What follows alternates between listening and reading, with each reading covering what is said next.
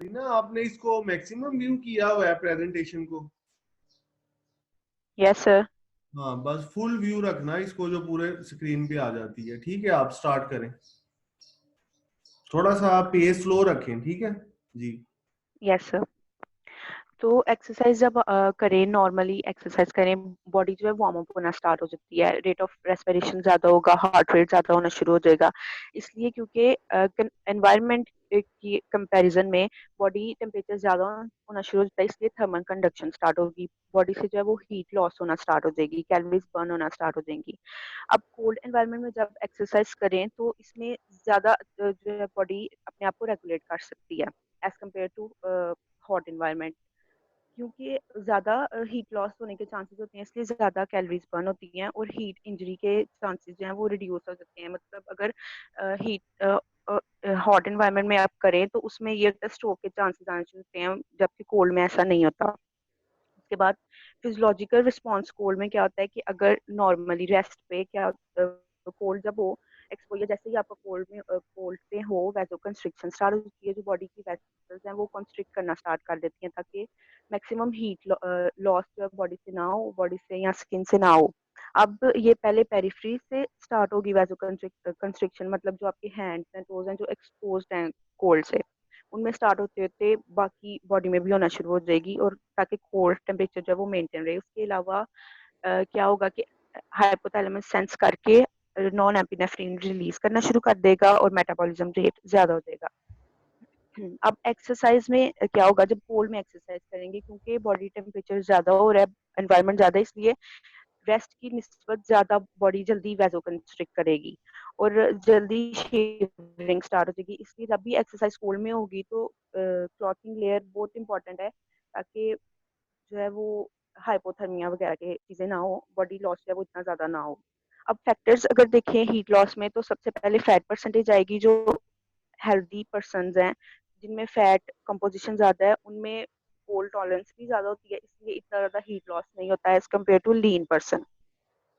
उसके बाद large amount of subcutaneous tissue, जैसे फीमेल में सबक्यूटेनियस टिश्यू ज्यादा होते हैं एज कम्पेयर टू मेल, इसलिए वो ज्यादा अच्छे में जो है वो टॉलरेट कर लेंगी हीट को, उनका बॉडी लॉस लॉस जो है वो कम हो कम होगा एज कम्पेयर टू मेल। उसके बाद एज फैक्टर आ जाता है, क्योंकि जो चिल्ड्रन होते हैं उसमें large surface to mass ratio होती है, इसलिए उनमें हीट लॉस जो है वो भी इतना ज्यादा नहीं होगा। आपने देखा होगा बच्चे जो है एज कम्पेयर टू एडल्ट और ओल्ड एज पीपल, उनका बॉडी टेम्परेचर थोड़ा ज्यादा होता है। अडल्ट में मस्कुलर टिश्यू ज्यादा होते हैं, मस्कुलर मैस ज्यादा होते हैं, इसलिए उनमें ज्यादा होगी इसको हीट लॉस को कंट्रोल करने की कैपेसिटी। उसके बाद ओल्ड में, क्योंकि ओल्ड एज में जाके मस्कुलर मैस काफी लो हो गया होता है, इसलिए वो इतना ज्यादा कोल्ड टॉलरेट नहीं कर पाएंगे। Exercise study and physical fitness, इसको अगर कंपेयर करें, अगर एक इक्वल बॉडी मैस के लोग करें, मींस अगर डिफरेंट जेंडर भी हो लेकिन उनकी मस्कुलर कंपोजिशन इक्वल है, तो फिर जो है फिटनेस इतनी ज्यादा वेरी नहीं करेगी, वो इतना इफेक्ट नहीं करेगी इस चीज को। कोल्ड स्ट्रेस, अब इन्वायरमेंट अगर हीट लॉस स्टार्ट हो गई है बॉडी से, तो एनवायरनमेंट जो है वो होम्योस्टेसिस हमारी बॉडी की डिस्टर्ब होना शुरू हो जाएगी, कोर टेम्परेचर डिस्टर्ब होना शुरू हो जाएगा। वो किस तरह से इफेक्ट करेगा हमारी एक्सरसाइज में, कि सबसे पहले एम्पेयर स्पोर्ट परफॉर्मेंस, ये नमनेस स्टार्ट हो जाएगी। अगर आप देखें, अगर आइस क्यूब है कोई, उसको थोड़ी देर ज्यादा पकड़ें, या सर्दियों में सुबह सुबह के टाइम इतना ज्यादा अच्छे से लिखा नहीं जा रहा था, क्योंकि नमनेस हो गई होती है, जो इसलिए डेक्सट्रिटी हमारी कम हो जाती है, जो हमारी फाइन मूवमेंट्स होती हैं हैंड की, कोई कैच करनी है, कोई चीज थ्रो करनी है, वो कम हो गई होती है।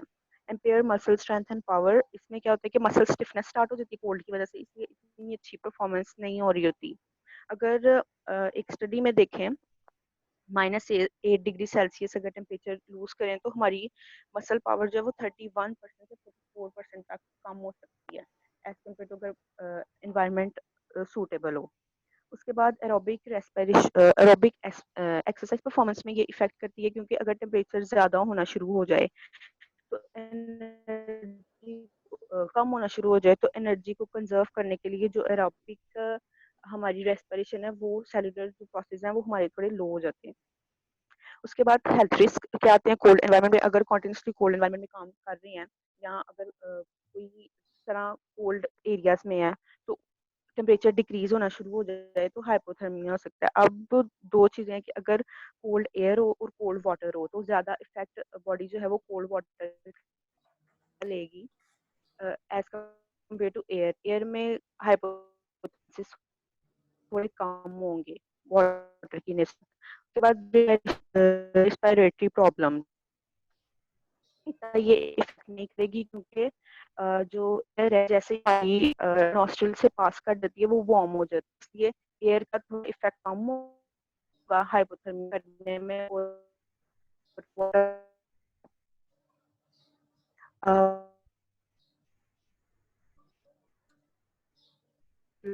आवाज आ रही ब्रेक जो हो रही है बहुत जरूरी अरीना, है थोड़ा वो। सा आवाज लाउड कर लो अपनी। अगर हीट लॉस जो है वो हीट जो जनरेट कर रही है बॉडी वो, और अगर जो लॉस कर रही है वो उनके दरमियान एक प्रॉपर बैलेंस नहीं होगा तो हाइपोथर्मिया डेवलप हो सकता है। इसमें क्या होता है कि सबसे पहले तो लॉस ऑफ जजमेंट होती है। अगर देखें आइस में अगर आपका हाथ हो कोई जैसा तो थोड़ी देर बाद नमनेस स्टार्ट हो जाएगी, आपको कुछ भी फील नहीं होता कि हाथ पे क्या हो रहा है, जिसकी वजह से फर्दर जो है कोल्ड इंजरी करवाना शुरू कर देती है ये। कोल्ड इंजरी के देख सकते हैं आप जिस तरह बर्न्स होते हैं उस तरह होती है अगर ज्यादा स्वेयर कंडीशन हो जाए। उसके बाद कोल्ड एक्लाइमेटाइज कैसे होती है आपकी बॉडी के, जब आप कॉन्टिन्यूसली एक एनवायरनमेंट में रह रहे होते हैं तो बॉडी जो है वो अपने आप को उसके मुताबिक जो है वो अडेप्टेशन करना शुरू हो जाती है। फिजियोलॉजिकल अडेप्टेशन क्या होगी, सबसे पहले नॉन शिवरिंग थर्मोजेनेसिस होगी कि बॉडी अपने आप को इस तरह से मेंटेन कर लेगी, आपको जो हाइपोथैलेमस है वो अपने आप को इस तरह से ट्रेन कर लेगा कि जैसे ही कोल्ड एक्सपोज होगा तो वो नॉन एपिनेफ्रिन प्रोड्यूस करके मेटाबॉलिक रेट हाई कर देगा कि जिसकी वजह से बॉडी टेम्परेचर जो है वो कंजर्व रहेगा, जो कोर टेम्परेचर है बॉडी का वो कंजर्व रहेगा। उसके बाद high heat adjusted hand foot temperature, इसमें क्या होगा कि इस तरह से बॉडी हो जाएगी मेंटेन कि थोड़े थोड़े पॉजेस के बाद जो आपकी पेरिफेरीज हैं, आपकी हैंड हैंड है, फीट है, वहाँ पे वैजो डायलेशन होना स्टार्ट हो जाएगी थोड़े थोड़े पॉजेस के बाद, ताकि ब्लड फ्लो जो है वो ज्यादा होता जाए और बॉडी टेम्परेचर मेंटेन रहे। उसके बाद एबिलिटी टू स्लीप, जब बॉडी ज़्यादा टाइम में रहेगी कोल्ड एनवायरनमेंट्स में तो वो उसके मुताबिक अडेप्टेशन करना शुरू कर देगी, नॉन शिवरिंग थर्मोजेनेसिस होना शुरू हो जाएगा और बॉडी जो है ना वो एक अपने आप को मेंटेन कर लेगी। मतलब अगर अब बॉडी नहीं ट्रेंड कोल्ड एनवायरनमेंट में रहने की तो शिवरिंग स्टार्ट हो जाएगी, नींद कभी भी नहीं आएगी। लेकिन अगर थोड़ी वो टाइम के बाद अपने आप को इस तरह अडेप्ट करना शुरू कर देगी कि जो है स्लीप एबिलिटी डेवलप हो जाएगी।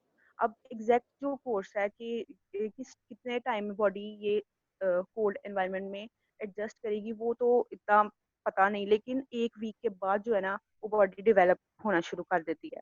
और इसमें अगर समराइज करूं तो इसमें सिर्फ ये होगा कि क्लॉथिंग अपनी इस तरह से करनी है मेंटेन कोल्ड एनवायरनमेंट में ताकि ज्यादा हीट लॉस ना हो जाए, वो डैमेज ना होना शुरू हो जाए एक्सरसाइज की बजाय। और बॉडी इसलिए कोर टेम्परेचर सिर्फ मेंटेन करना है, मेटाबॉलिज्म तेज हो जाएगा बॉडी का, या फिर जो वैसोकंस्ट्रिक्शन होना शुरू हो जाएगी वो। बस दैट्स ऑल। Thank you. चलें ठीक है जी, वेरी गुड दीना नाजिम। और थैंक अब हम जो है नेक्स्ट पार्टिसिपेंट,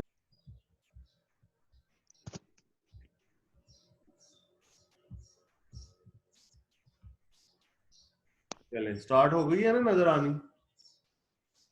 यस सर। चले करें जी, 7 to 10 मिनट्स में आप इसको कवर अप करेंगे। ये ले मैंने नेक्स्ट कर दिया, चले।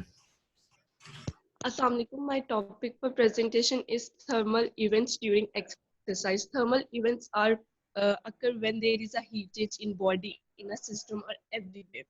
So how heat is produced? Heat is produced as a byproduct of metabolism. Metabolism is all the reaction occurring in our two-way and involuntary way.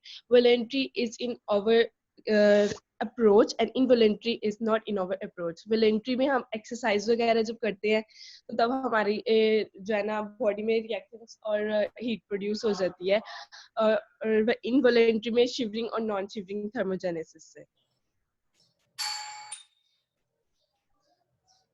Ji So next slide. Next कर दे, मुझे next कह दिया करें तो मैं next कर दूंगा, ठीक है। Yes, sir. टेम्परेचर मेजरमेंट हम कैसे करते हैं? टेम्परेचर को हमारी बॉडी में दो तरह से डिवाइड किया गया है। एक कोर टेम्परेचर जो हमारे विजरास का टेम्परेचर होता है, और एक हमारा स्किन टेम्परेचर। जो स्किन टेम्परेचर है वो हमारा 40% काउंट होता है, और जो हमारा कोर टेम्परेचर है वो हमारा 60% काउंट होता है। In order to maintain a constant core temperature of our body, our heat loss must be equal to heat gain. जितना हम एक्सरसाइज में हीट गेन करेंगे, फॉर एग्जांपल हम जितनी भी इंटेंसिटी की एक्सरसाइज कर रहे हैं उससे जितनी भी हीट हमें गेन हो रही है उतना ही हम हीट लॉस करेंगे, तब एक कांस्टेंट फिर अमाउंट हमारे टेम्परेचर की रेगुलेट होगी। So next slide.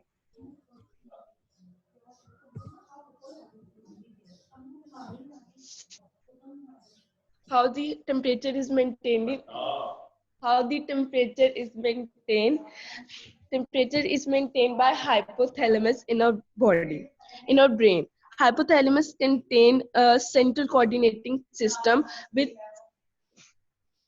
which receive input from the thermal receptors in the body and in the blood temperature. We detect the temperature changes in our body. Anterior hypothalamus stimulates heat loss. If अगर हमारी body का temperature ज्यादा हो जाता है तो हमारा interior hypothalamus जो है काम करना स्टार्ट कर देता है और जो है वो हीट लॉस करवाता है। वो कैसे? या हमारी बॉडी में स्वेटिंग स्टार्ट करवा देता है, या स्किन में जो हमारी ब्लड फ्लो है वो ज्यादा करा देता है। उसके अलावा अगर हमें हीट कंजर्व करनी हो, इफ वी फील कोल्ड, तो हमारा पोस्टीरियर हाइपोथैलेमस जो है काम करने लग जाता है। उससे वो क्या करता है, हीट प्रोडक्शन इंक्रीज कर देता है, हमें शिवरिंग या फिर डिक्रीज स्किन ब्लड फ्लो कराता है, जिसकी वजह से हम जो है ना थोड़ा वार्म अप हो जाते हैं। So next line.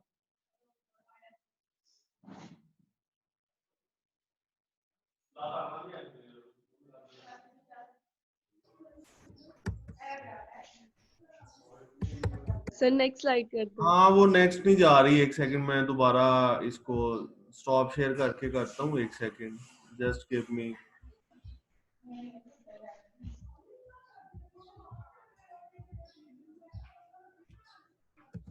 जी स्टार्ट करें।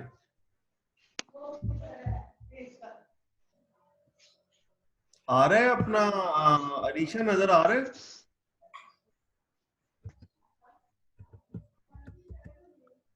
अरीशा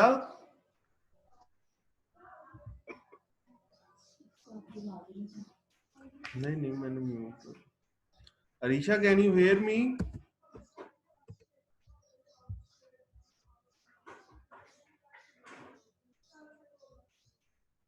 अरीशा चले start. Bismillahirrahmanirrahim. My name is Aslan Ali and the topic of my presentation is endurance training and VO2 maximum. So basically इस चैप्टर में हम शुरू से ही पढ़ रहे हैं कि बहुत से बॉडी जो होती है उसके अंदर बहुत से रेगुलेटिंग मैकेनिज्म ऑपरेट कर रहे हैं जब वो रेस्ट पे हो या एक्सरसाइज कर रही हो। तो जब हम एक रेगुलर एक्सरसाइज के अंदर पार्टिसिपेट करते हैं तो हमारा कार्डियोवैस्कुलर सिस्टम जो है वो ब्लड डिलीवर करता है मसल्स को, ज्यादा मैक्सिमम ब्लड डिलीवर करता है ताकि मसल्स जो है वो एटीपी प्रोड्यूस करें और फिर उसको यूटिलाइज कर सकें ड्यूरिंग एक्सरसाइज।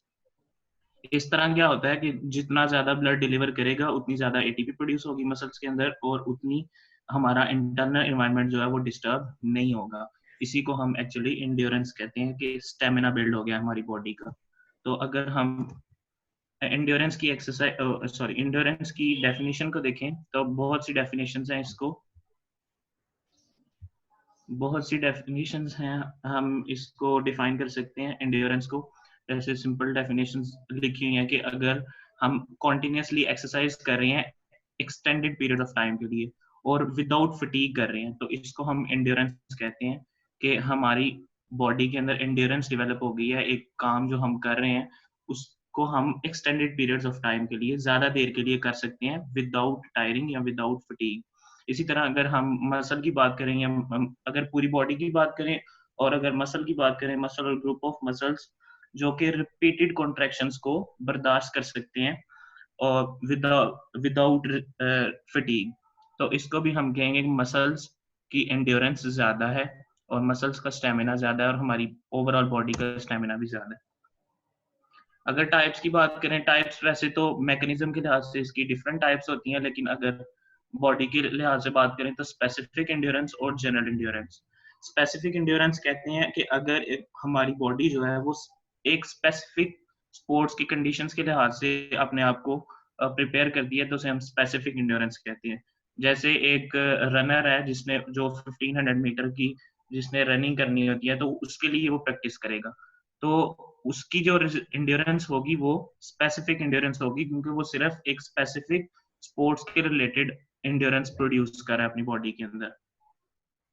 उसके बाद अगर हम जनरल एंड्योरेंस की बात करें तो हमारी बॉडी पूरी एज अ होल अगर हम देखें बॉडी को, तो स्पेसिफिक एंड्योरेंस हम काम कर रहे हैं उसके वजह से हमारी बॉडी के अंदर जनरल एंड्योरेंस प्रोड्यूस हो रही है, यानी हमारी पूरी बॉडी एक तरह से एंड्योरेंस डेवलप कर रही है। लेकिन अगर हम ये कहें कि एक बंदा जो जिसके अंदर स्पेसिफिक एंड्योरेंस है, जो 1500 मीटर की रेस लगा सकता है आराम से, वो 1000 मीटर की भी रेस लगा सकेगा। लेकिन अगर हम ये कहें कि वो बंदा जो जिसके अंदर स्पेसिफिक एंड्योरेंस है 1500 मीटर की, वो compete कर सकता है 10,000 मीटर वाले के साथ, तो ऐसा नहीं है, क्योंकि जिसने 10,000 मीटर की स्पेसिफिक एंड्योरेंस डेवलप की हुई है उसकी एंड्योरेंस 1500 मीटर वाले की एंड्योरेंस से डिफरेंट होगी। नेक्स्ट, एंड्योरेंस जाहिर है हमारे ऊपर ही डिपेंड करता है कि हम कितना अपनी बॉडी को ट्रेन कर सकते हैं। तो जितना ज्यादा हम ट्रेन करेंगे उतना ज्यादा हमारी बॉडी की एंड्योरेंस डेवलप होगी। प्रिंसिपल्स ऑफ एंड्योरेंस ट्रेनिंग है, 3 प्रिंसिपल्स हैं एंड्योरेंस ट्रेनिंग के, एक ओवरलोड, रिवर्सिबिलिटी और स्पेसिफिसिटी। वन बाय वन इनको हम डिस्कस करते हैं। ओवरलोड, ओवरलोड किसी भी चीज का, जैसे हम कहते हैं हम काम कर रहे हैं तो हम ओवरलोड हो गए हैं जी, हमारी लिमिट से ज्यादा काम अगर हम करें तो हम ओवरलोड हो जाते हैं। इसी तरह हम बॉडी से अगर उसकी लिमिट से ज्यादा काम कराएंगे तो उसे हम कहेंगे ओवरलोड हो गया। आहिस्ता आहिस्ता अगर हम रेगुलरली अपनी बॉडी से ओवरलोड करवाते जाएंगे तो ग्रेजुअली क्या होगा, हमारी बॉडी अडेप्ट करना शुरू कर देगी उस ओवरलोड को, और इसकी वजह से इम्प्रूव फंक्शंस हो जाएंगे हमारी बॉडी के, और हमारी बॉडी के अंदर एंड्योरेंस डेवलप होना स्टार्ट हो जाएगी। इसको हम ओवरलोड प्रिंसिपल कहते हैं। इसको हम डिफरेंट वे से अचीव कर सकते हैं, फ्रीक्वेंसी इंक्रीज करके वर्कआउट्स की, जैसे अगर हम पहले 3 दिन वर्कआउट करते थे तो हम 5 दिन वर्कआउट कर दें, या इंटेंसिटी इंक्रीज कर सकते हैं कि, और इसी तरह ड्यूरेशन इंक्रीज कर सकते हैं और ट्रेनिंग का, यानी अगर हम पहले आधा घंटा वर्कआउट करते थे तो हम 1 घंटा वर्कआउट करेंगे, तो हमारी बॉडी रोजाना की बुनियाद पे अगर हम 1 घंटा वर्कआउट करना शुरू कर देंगे, शुरू में वो ओवरलोड होगा, हमारी बॉडी उसे बेयर नहीं करेगी, लेकिन Aahista Aahista gradually with the passage of time वो उसे बेयर करना शुरू कर देगी और इसी तरह इंप्रूव मूवमेंट्स हो जाएंगी। सेकंड प्रिंसिपल है जो हमारा एंड्योरेंस ट्रेनिंग का, उसे वो है रिवर्सिबिलिटी। रिवर्सिबिलिटी प्रिंसिपल कहता है कि जितनी तेजी से एक बॉडी अडेप्ट करती है वर्कआउट को और वो उसके अंदर एंड्योरेंस प्रोड्यूस होती है, वो अपने ट्रेनिंग के इफेक्ट्स को उतनी जल्दी लूज भी कर देती है जब ट्रेनिंग हम स्टॉप कर देते हैं। अगर तो हम ट्रेनिंग को कंटिन्यू रखते हैं तो वो हमारी बॉडी की जो एंड्योरेंस कैपेबिलिटी है वो रहेगी, बरकरार रहेगी, लेकिन अगर हम स्टॉप कर देते हैं तो इफेक्ट्स ऑफ ट्रेनिंग को लूज कर देगा, और ये शॉर्ट पीरियड ऑफ टाइम के बाद ही स्टार्ट हो जाती है ट्रेनिंग जो होती है हमारी बॉडी की। तो लेकिन इसमें एक ये भी है कि अगर हम दोबारा से थोड़ी देर के बाद दोबारा से हम स्टार्ट कर दें, अपनी दोबारा से ट्रेनिंग स्टार्ट कर दें, तो हम वापस अपनी एंड्योरेंस को रीगेन कर सकते हैं। थर्ड प्रिंसिपल जो है वो है स्पेसिफिसिटी। स्पेसिफिसिटी में क्या है कि जिस ग्रुप ऑफ मसल्स को हम ट्रेन कर रहे हैं, जिन ग्रुप ऑफ मसल्स को हम ट्रेन कर रहे हैं वही हमारे जो है वो स्ट्रांग होंगे, वही उनके अंदर ही एंड्योरेंस डेवलप होगी। अगर कोई स्विमर है तो वो स्विमिंग के लिहाज से अपने मसल्स को ट्रेन कर रहा है, तो जितनी ज्यादा वो अपनी स्विमिंग के मसल्स को जो इन्वॉल्व होते हैं आर्म्स और लेग्स के मसल्स, जितनी ज्यादा वो उनको ट्रेन करेगा उतनी ज्यादा वो अपनी जो स्किल है स्विमिंग की उसको बेटर कर सकता है। नेक्स्ट है आप हमारे पास के VO2 मैक्सिमम। VO2 मैक्सिमम जो है उसको हम क्या कहते हैं कि मैक्सिमम रेट ऑक्सीजन का जो हमारी बॉडी, लंग्स, मसल्स वगैरह इफेक्टिवली यूज कर रहे हैं उसको हम कहते हैं VO2 मैक्सिमम।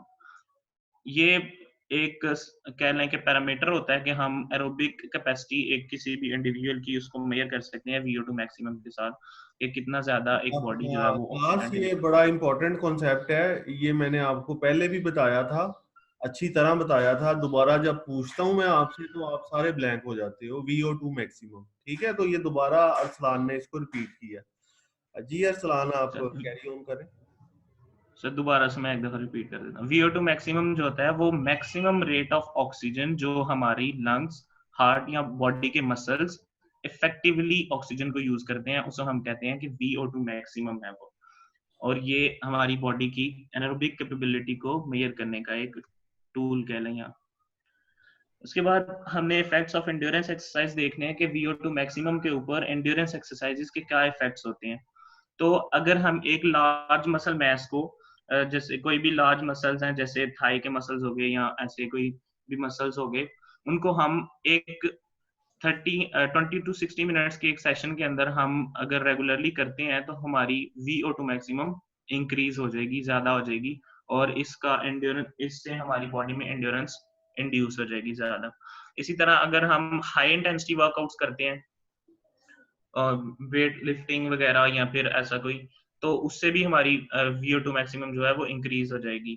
इसी तरह जो VO2 मैक्सिमम का जो रेट है इंक्रीज होने का, वो वेरी करता है, जेंडर के ऊपर भी वेरी करता है, एज के ऊपर भी, कि अगर कोई ज्यादा एज वाला बंदा है उसको डिजीजेस वगैरह, तो उसके अंदर VO2 मैक्सिमम कम होगी ज्यादा, और अगर कोई हेल्दी पर्सन है, एक नॉर्मल इंडिविजुअल है, तो उसके अंदर ज्यादा VO2 मैक्सिमम उसका रेट होगा। जैसे एक रिसर्च के मुताबिक अगर कार्डियोवैस्कुलर डिजीजेस वाले पेशेंट्स हैं तो उनके अंदर जो VO2 मैक्सिमम का रेट है वो 20 मिलीलीटर पर केजी पर मिनट होगा, और अगर कोई हेल्दी इंडिविजुअल है तो उनके अंदर 80 मिलीलीटर पर केजी पर मिनट होगा। इसी तरह VO2 मैक्सिमम जो है वो, अगर हम कोई भी ट्रेनिंग कर रहे हैं एक शॉर्ट ड्यूरेशन के लिए कर रहे हैं, तो उससे सिर्फ 15 to 20% ही ज्यादा हो सकती है VO2 मैक्सिमम का रेट जो है। लेकिन कुछ इंडिविजुअल्स ऐसे होते हैं जिनके अंदर हेरिडिटरी कैरेक्टरिस्टिक्स होते हैं, उनके अंदर VO2 मैक्सिमम को इंक्रीज करने के लिए जेनेटिक मॉडिफिकेशंस होती हैं, जेनेटिक कैरेक्टर्स होते हैं ऐसे, जिसके साथ वो VO2 मैक्सिमम का रेट उनका ज्यादा हो जाता है। मैक्सिमम 50% तक इनका रेट जो है वो ज्यादा हो सकता है, जेनेटिकली मॉडिफाइड, जो जेनेटिकल जिनके अंदर फैक्टर्स प्रेजेंट होते हैं। इन ऐसे लोगों को जिनके अंदर जेनेटिकली जो गिफ्टेड इंडिविजुअल्स होते हैं उनको हम हाई रिस्पॉन्डर्स कहते हैं, और जो जिनके अंदर इतना ज्यादा इंक्रीज नहीं करता उन्हें हम लो रिस्पॉन्डर्स शायद कहते हैं। अच्छा, VO2 मैक्सिमम की जो कैलकुलेशन है उसके लिए हम फिक इक्वेशन को यूज करते हैं। हमने लास्ट चैप्टर में इसको इसकी इक्वेशंस के जो पॉइंट पार्ट्स हैं उसको हमने पढ़ा हुआ है। VO2 मैक्सिमम कैलकुलेट करने के लिए हम क्या करते हैं, मैक्सिमल कार्डियक आउटपुट को मल्टीप्लाई करते हैं maximum AV arterio Venus oxygen difference के साथ। अब कार्डियक आउटपुट क्या होता है? कार्डियक आउटपुट हमने पीछे पढ़ा हुआ है कि कार्डियक आउटपुट हम कैलकुलेट कर सकते हैं heart rate multiply by stroke volume के साथ। अब हार्ट रेट को अगर हम स्ट्रोक वॉल्यूम क्या होता है कि जो हमारा हार्ट पर बीट के हिसाब से ब्लड इजेक्ट कर रहा है उसको हम स्ट्रोक वॉल्यूम कहते हैं। तो अगर हम हार्ट रेट को स्ट्रोक वॉल्यूम से मल्टीप्लाई करें तो हमारे पास कार्डियक आउटपुट आ जाएगी।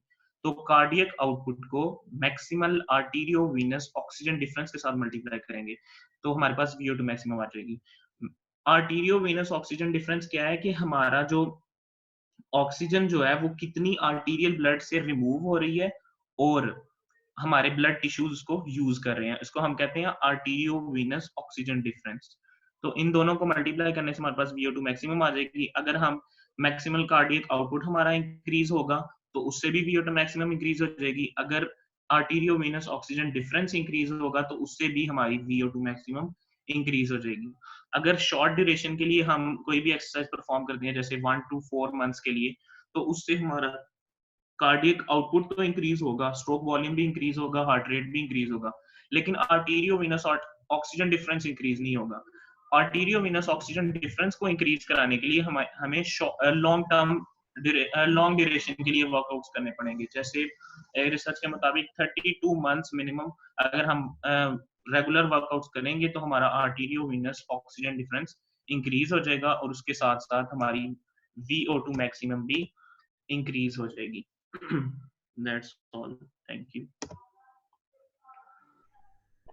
Thank you very much Arsalan, आपके मैंने Thank you, sir. Number note कर लिए हैं। अभी अरीशा की इनकम्प्लीट है, दीना की और अरसलान की कंप्लीट हो गई है।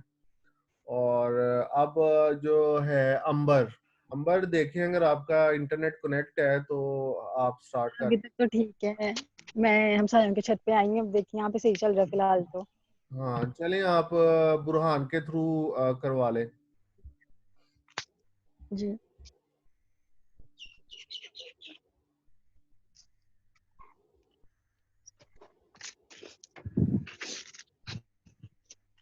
रब्बी इश्रह ली सदरी व यस्सिर ली अमरी वहलुल उक़दतम मिन लिसानी यफ़क़हू क़ौली। अस्सलाम वालेकुम, my name is Amber Fatima and the topic of my presentation is exercise in the hot environment.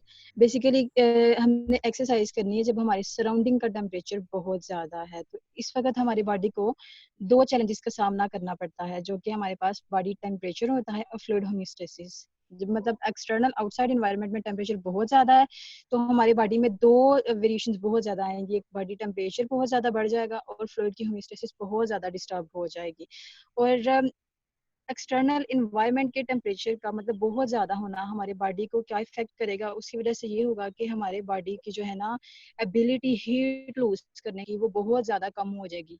क्योंकि आपको पता है ना कि जो टेम्परेचर है from higher to lower side पे जो है ना वो मूव करता है। जब बॉडी का टेम्परेचर भी बहुत ज़्यादा है, एक्सटर्नल भी बहुत ज़्यादा टेम्परेचर हो गया है, तो फिर हीट का जो है ना वो ट्रैवल करना वो बहुत ज़्यादा टफ हो जाएगा। ठीक है, उसके लिए मुश्किल हो जाएगी कि हीट जो है वो लूज हो फ्रॉम बॉडी से। अब ईशा की स्लाइड में था कि हीट जो है ना हम तीन तरीके से लूज करते हैं, मतलब एक रेडिएशन होती है, कन्वेक्शन होता है, इवेपोरेशन, जो कि वो एक्सप्लेन करेगी इन तीनों को। और इनका ये होता है कि इस वजह से कि हीट बहुत ज़्यादा कम लॉस हो रही है बॉडी से, तो इसकी वजह से दो हमारी बॉडी को जो है ना वो क्रिटिकल सिचुएशंस जो है फेस करनी पड़ती हैं। वो ये है कि कोल्ड टेम्परेचर बहुत ज़्यादा बढ़ जाता है और स्वेट प्रोडक्शन बहुत बहुत ज़्यादा बढ़ जाता है। कोल्ड टेम्परेचर क्या होता है कि हमारे जो विजरस का इंटरनल पार्ट्स का बॉडी के जो होता है ना टेम्परेचर, उसको हम कोल्ड टेम्परेचर बोल देते हैं। और रही सब maximal exercise at room temperature पर, सब मैक्सिमल एक्सरसाइज होती है ऐसी एक्सरसाइज जो कि आप अपने मैक्सिमम रेट से कम पे कर रहे हैं। फॉर एग्जांपल मेरा रेट है 120, लेकिन मैं मैक्सिमम मेरा 120 है, लेकिन अगर मैं 100 तक करती हूँ तो वो सब मैक्सिमल एक्सरसाइज होती है रूम टेम्परेचर पे। अब आप गौर करें ये ग्राफ्स में, तो रेस्ट कंडीशन में और जब मैं एक्सरसाइज कर रही हूँ कितना बड़ा डिफरेंस है मेरे कोर टेम्परेचर राइज में और मेरे स्वेट रेट में। स्टार्ट में रेस्ट में बहुत कम होता है एक्सरसाइज जो है, अगर रेस्ट में करूँ मैं तो बहुत कम है ये रेट कोर टेम्परेचर का भी और स्वेट का भी। जैसे ही हमारा जो है टाइम ड्यूरेशन हमारी एक्टिविटी का बढ़ता है और एक्सटर्नल एनवायरनमेंट में टेम्परेचर बहुत ज़्यादा होता है, तो ये देखें कैसे जो है कर्व वो ऊपर की तरफ जाती है और टेम्परेचर और हमारा जो है स्वेट रेट बहुत ज़्यादा बढ़ जाता है। Next please. अब इसकी वजह से ये एक्सटर्नल एनवायरनमेंट में टेम्परेचर बहुत ज़्यादा होने की वजह से और आपके जो बॉडी को फेस करना पड़ा है उसकी वजह से हमारे बॉडी में एक मेडिकल कंडीशन जो है ना वो डेवलप हो जाती है, जिसका नाम है हाइपरथर्मिया, यानी बहुत ही ज़्यादा बॉडी का टेम्परेचर का बढ़ जाना, जो कि इवन के काज कर सकता है हीट इंजरी। हीट इंजरी कौन सी हो सकती है कि ऐसी इंजरी जिसमें आपके बॉडी के इंटरनल लाइक प्रोटीन जो है वो भी डिस्टर्ब होना स्टार्ट हो जाती है। स्पेसिफिकली आपकी एक्टिन और मायोसिन जो कि मसल्स में मौजूद होती हैं, जिन्होंने कॉन्ट्रैक्शन जनरेट करनी होती है, जब वही डिस्टर्ब हो जाएंगी तो ऑब्वियसली हम एक्सरसाइज कैसे कर पाएंगे। और दूसरा पॉइंट आ जाता है स्वेट रेट्स का, कि आपने जब स्वेटिंग करनी होती है तो इसमें बेसिकली दो ग्लैंड्स इन्वॉल्व होते हैं, एक होता है इक्राइन ग्लैंड्स और एक होता है एपोक्राइन ग्लैंड्स। हमारी एक्सरसाइज के दौरान इक्राइन ग्लैंड्स जो हैं वो ज्यादा एक्टिवेट होते हैं as compare to apocrine glands के। इक्राइन ग्लैंड्स मौजूद होते हैं आपके पाम्स में, आपके फीट में और थ्रू आउट द बॉडी, जो कि बहुत ज्यादा जो नहीं पसीना जनरेट करते हैं पाम्स में और सोल्स में। जो एपोक्राइन ग्लैंड्स होते हैं वो हमारे एक्सिला यानी आर्मपिट में होते हैं और होते हैं हमारे पास क्यूनिडल एरिया में होते हैं। और इनका जो है ना ज्यादा रोल एक्सरसाइज के दौरान नहीं होता है, ये ना मतलब फोल स्मेल जो जनरेट करते हैं ये apocrine glands. Next please. Next. Okay, factors affecting the sweat rate. अब स्वेट रेट को मतलब कौन से फैक्टर्स अफेक्ट करेंगे? फॉर एग्जांपल दो इंडिविजुअल हैं, उनका जो है वो मतलब सेम बॉडी जो है ना वो मास है, लेकिन फिर भी वो डिफरेंट प्रोड्यूस कर रहे हैं वो रेट। वो इसकी एक फैक्टर ये हो सकता है कि जेनेटिक वेरिएशन बहुत ज़्यादा है, और दूसरी मतलब एक बंदे के जीन्स में है कि वो ज़्यादा उसको जल्दी पसीना हो जाता है एज़ कम्पेयर टू दूसरों के।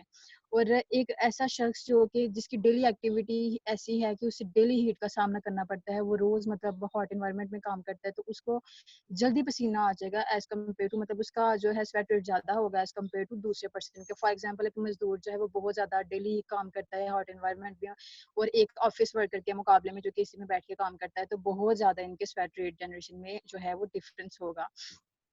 और दूसरी बात साइज भी मैटर करता है बहुत ज़्यादा। ऐसे लोग जिनका जो है ना वो साइज बड़ा होता है, उनका स्वेट रेट ज़्यादा होता है, और जिनका जो है साइज वो कम होता है, उनका स्वेट रेट कम होता है। इसकी वजह क्या है कि ऑब्वियसली उनका जब साइज ज़्यादा है तो उनका बॉडी में मास भी ज़्यादा है। जब मास ज़्यादा है तो ऑब्वियसली उनमें कैपेसिटी ज़्यादा है कि वो पसीना जनरेट करेंगे अपने बॉडी टेम्परेचर को नॉर्मलाइज करने के लिए। नेक्स्ट लार्जेस्ट स्वेट रेट्स क्या हैं कि ये अभी तक के कैलकुलेटेड जो है ना हाईएस्ट पूरी वर्ल्ड में जो स्वेट रेट्स हैं वो ये हैं 4 to 5 litres per hour generate करते हैं। ये अमेरिकन फुटबॉल प्लेयर्स में ये ना नोट किया गया कि इनके रेट सबसे ज़्यादा हैं। और इनका जो वेट था ना एवरेज वो था 180 to 40 पाउंड्स के दरमियान में था, और इनका जो स्वेट रेट 4 to 5 लीटर्स था। अगर वो वन डे प्रैक्टिस कर रहे हैं मतलब वन टाइम अ डे करते हैं तो 4 to 5 लीटर्स है, और अगर वो 2 दफ़ा करते हैं लाइक मेन खेल से पहले की जो दिनों में प्रैक्टिस वो 2 दफ़ा करते हैं दिन में, तो तब इनका 9